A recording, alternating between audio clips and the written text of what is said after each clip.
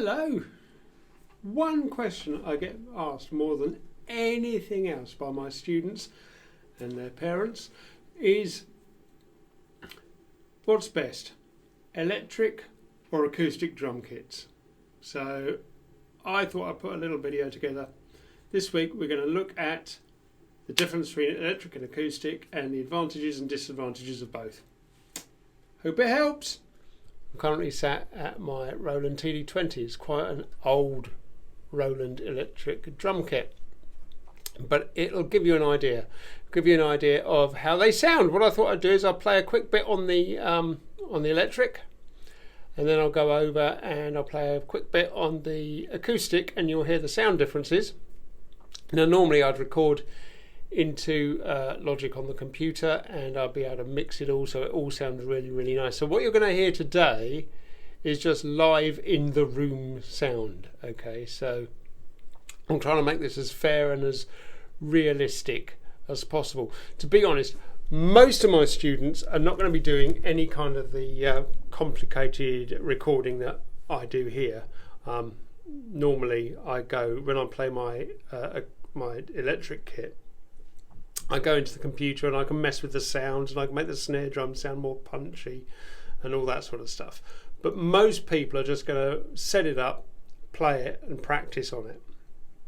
So that's why I've decided just to leave the mic on the camera and just record a kind of in the room type mix.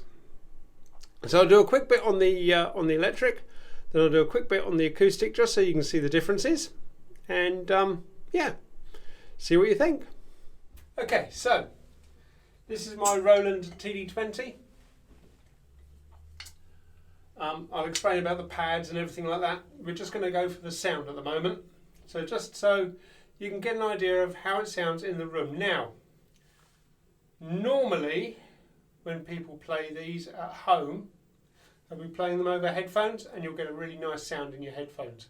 What I've done here, because I want you to hear what it's like if you're sitting in the room with me, we're going through my Roland PM30 amplifier, which is a special drum amp, so it's designed to make the drums sound nice. Okay, so this will give you an idea of how an electric drum kit sounds.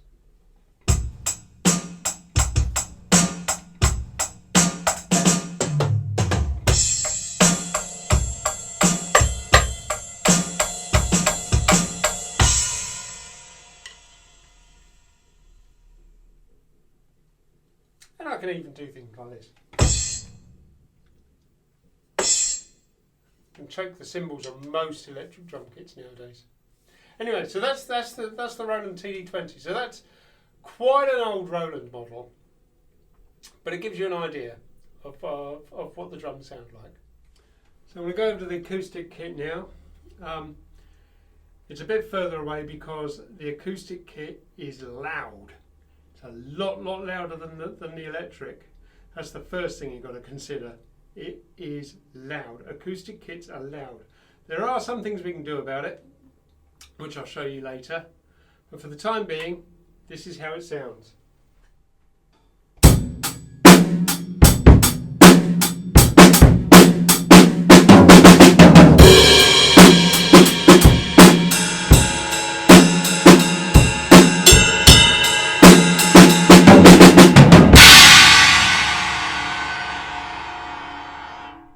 So I've turned my camera around now, and the next thing to consider, of course, is size. My electric drum kit probably isn't a good example of this because mine is pretty big, but most are quite compact. You can get some very, very good electric drum kits that take up a lot less space than this one does. In fact, they're quite compact, and you can fold them up and put them away when you've finished using them, and it doesn't hurt them at all. Okay, so if you've not got much space, an electric drum kit might be the one for you. On the other hand, though, we go over here. The acoustic drum kit takes up lots of space. if you look at the bass drum itself, I mean, that's 22 inches. And then you've got tom-toms,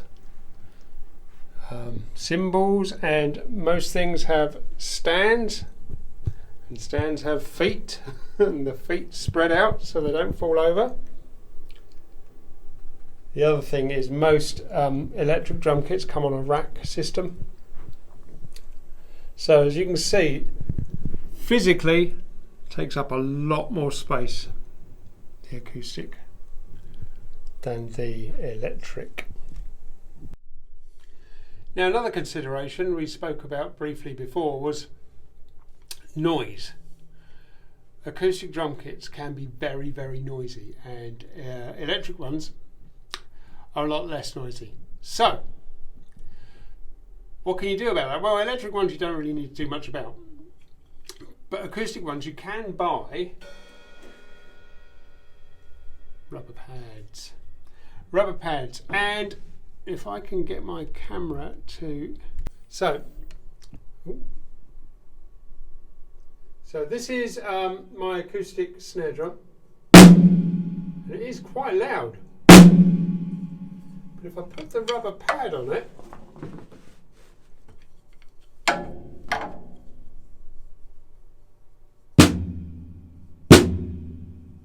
so as you can see, the rubber pads do make a bit of a difference. You can do the same for your cymbals as well. Again, the cymbals are quite loud beasts. You can get cymbal mutes, which are like a rubber sleeve that just goes around the edge, or there's some that sit on the top and make it a lot quieter. I don't have any here because I've actually got some special quiet cymbals which do the same job. But yeah, you can buy mutes and silencers for your drums, but that is an extra cost to consider.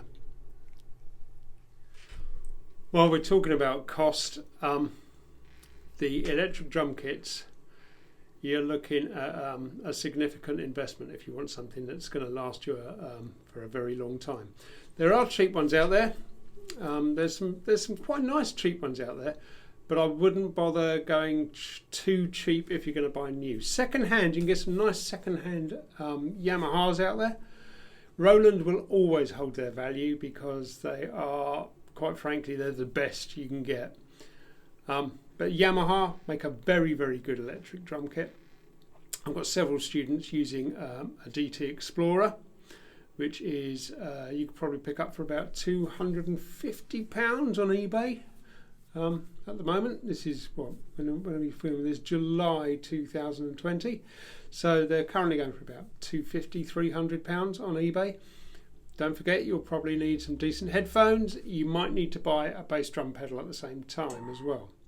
Acoustic drum kits, on the other hand, you can get one that's perfectly good for beginners and to practice on at home, especially if you're going to be putting those silencer pads on.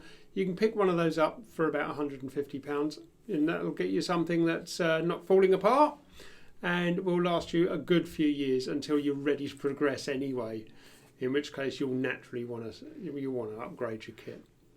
The other thing with acoustic kits is they're very easy to buy extras for.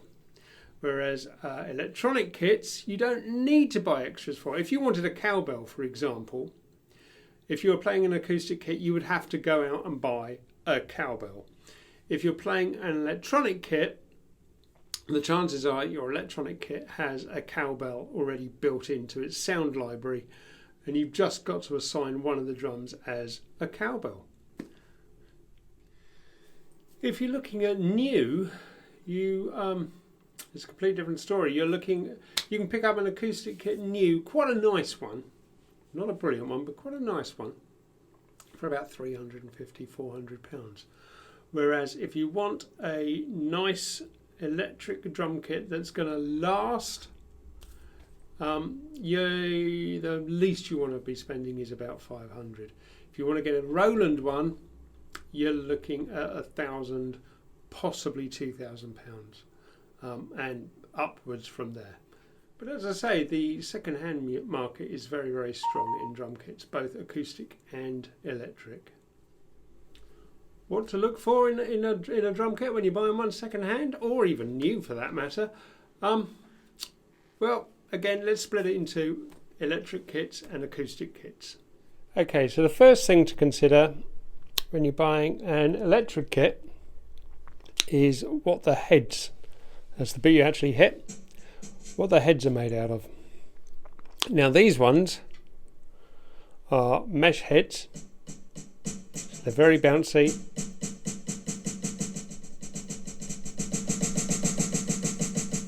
And they're very, very responsive.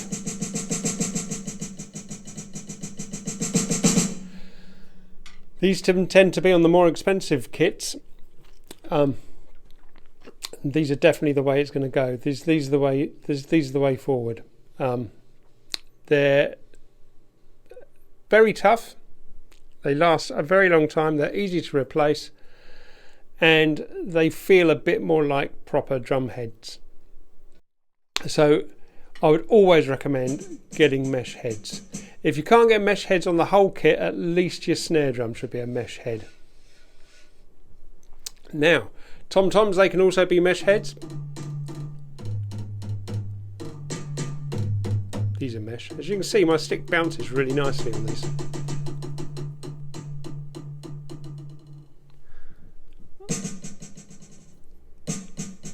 See, it bounces really nicely. The alternative to mesh heads is the cheaper old-fashioned rubber pads. Now these you tend to get on older kits. They're fine. I think I've got this one. Yeah, this one's set up as a cowbell. They do bounce a bit, but they are hard, and you feel that coming back through the stick. It's quite a hard response to it. And it doesn't feel anything like a proper drum kit. It really doesn't. It's just basically you're just hitting something in the right position. That's as near as it gets to feeling like a drum kit. The mesh heads a lot more responsive and feel a lot more like a drum kit. And as you can hear, you can hear the sound changing as I move across the drum, just as you would in an acoustic kit. You won't hear that so much on a rubber one.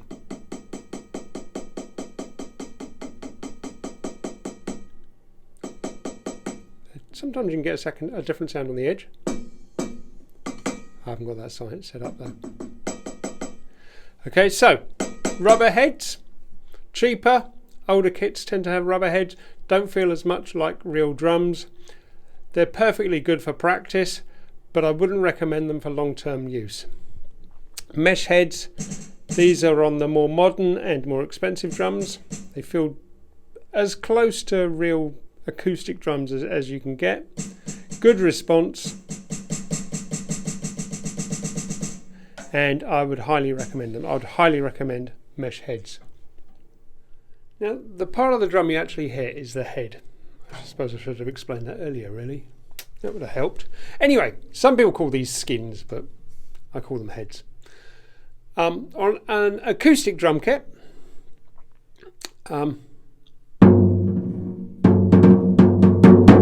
you can also actually get mesh heads that will fit on an acoustic drum kit, which obviously will make it a lot quieter. It won't sound as good as a proper head, but you will be able to use an acoustic kit whilst practicing, if noise is an issue. So the heads on an acoustic kit, sometimes they're clear, sometimes they're not. All you've got to make sure is there's no big dents or anything in them when you're looking at second-hand kits. You'll get a lot of scuffing, you'll get a lot of stick marks, but what you don't want is great big gouges and dents, and you certainly don't want any holes or splits. Snare drums, because they tend to have white heads, get all sorts of marks on them, but marks are fine. Marks don't matter. It's holes and big dents you want to watch for, Having said that, it is fairly easy to put new heads on drums. But yeah, it's something to consider when buying second hand. If I'm going to be able to control this camera one day. if you have to buy new heads, you're looking about 10 to 15, maybe £20 per drum. So it's something, again, there's something else to consider. Now, hardware and cymbals. When buying second hand, if you're lucky, you'll probably get hardware and cymbals and maybe even a seat thrown in. However, when you're buying new, 9 times out of 10, the price you see is advertised without hardware, cymbals, seats, bass drum pedals. So let me just quickly take you through that so you get an idea of what you're going to need to look at. So as I say, if you're buying second hand, most of the time you will get cymbals, hardware, stands, bass drum pedals, and if you're very lucky, even a seat thrown in. If you're buying new, however, be very careful, because a lot of places advertise a drum kit for a price that does not include the bass drum pedal, which you will definitely need, a seat, which is recommended. If you're buying an electric kit, you want to think about whether you want headphones or not. And if you're buying an acoustic kit, you've got to look at cymbals. Tend not to be included. The reason cymbals tend not to be included is because they can be very, very, very, very expensive. They don't have to be, but they can be very expensive. The minimum you need is a hi-hat, a crash cymbal, preferably not without a big hole cut in it, and the big fella over here, get that under there, ooh, the ride cymbal. There, you can see it there. They're the minimum you need. And the hi-hat needs a special stand called a hi-hat stand. The crash will need an ordinary cymbal stand, and the ride will probably just need an ordinary cymbal stand. But again, you will need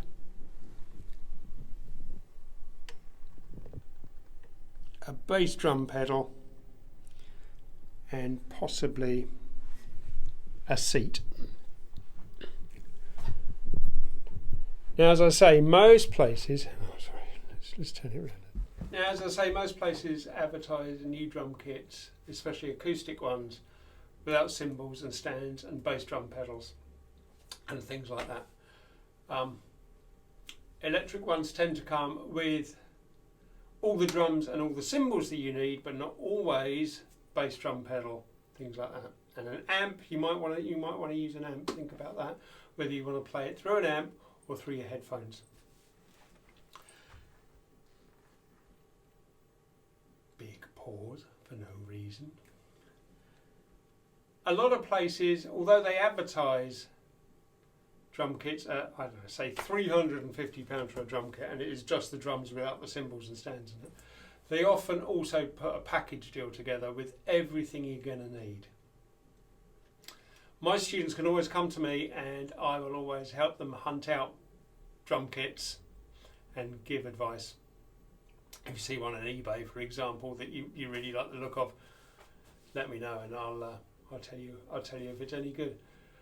However, it is always worth talking to your friendly drum shop or your drum teacher, and they will always help you. They'll always be happy to help you. I hope that's helped. I hope that's not raised too many additional questions. I hope that's helped with your choice between an electric kit and an acoustic kit. They're both brilliant. I've got both here and I've used both for years and years and years, and I'm very happy with both of them. If you're going out gigging, which I'm guessing if you're watching this video you're probably not at that stage yet. If you're going out gigging and it's small venues, always the acoustic, always. Electric kits are great, but you do need a decent PA system if you're taking them out. And the other advantage of acoustic in a small venue is you feel it. You feel the drums, which you won't do with the electric, but you will get a very nice sound. Anyway, as I say, hope that's helped. If you've got any questions, stick them in the comments below. I'll try and look at all of them. I might even reply to you if you're lucky. Anyway, see you later. Bye.